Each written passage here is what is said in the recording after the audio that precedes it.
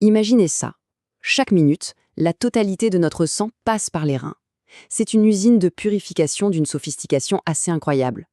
Aujourd'hui, on va plonger au cœur d'un de ses secrets les mieux gardés, comment cette machine décide à chaque instant si le corps a besoin d'économiser ou au contraire d'éliminer de l'eau. On l'entend tout le temps, il faut boire de l'eau. Mais au fond, pourquoi cet équilibre est-il si vital? Ce n'est pas juste pour ne pas avoir soif, loin de là. En fait, c'est une danse chimique hyper complexe, une sorte de négociation permanente entre l'eau et les sels, qui se joue à une échelle microscopique. Et de cette danse, dépend la survie de chacune de nos cellules. Pour bien piger le truc, on peut voir le corps un peu comme une ville qui ne dort jamais. Pour que tout fonctionne bien, la température, le niveau d'eau, l'énergie, tout ça doit rester constant. Et ce besoin d'équilibre parfait, c'est précisément ce que la science appelle l'homéostasie.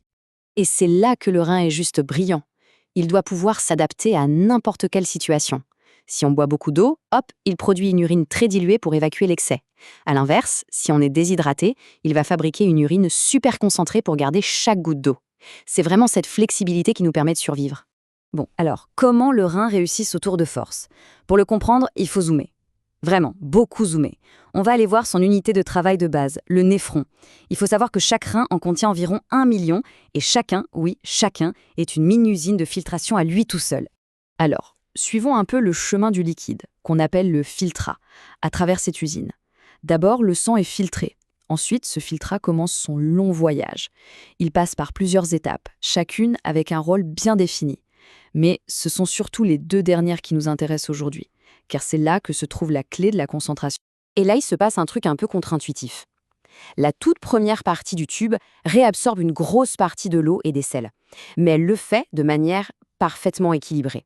Résultat, le liquide qui sort a exactement la même concentration qu'au départ. Le vrai travail de concentration, en fait, n'a même pas encore commencé. On a juste préparé le terrain. C'est maintenant qu'on entre dans le cœur du réacteur, là où se trouve le véritable génie du rein.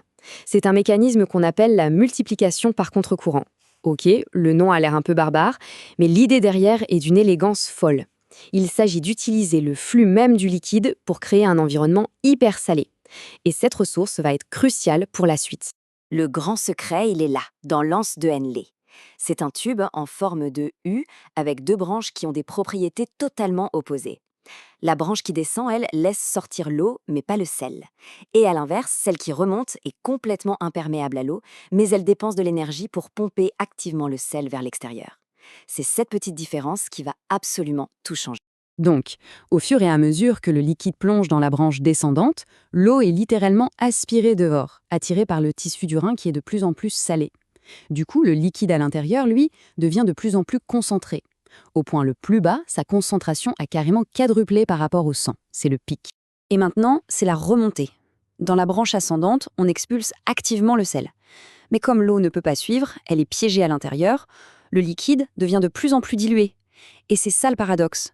À la fin, le liquide qui sort de cette anse est encore moins concentré que le sang. Mais, au passage, il a rempli sa mission.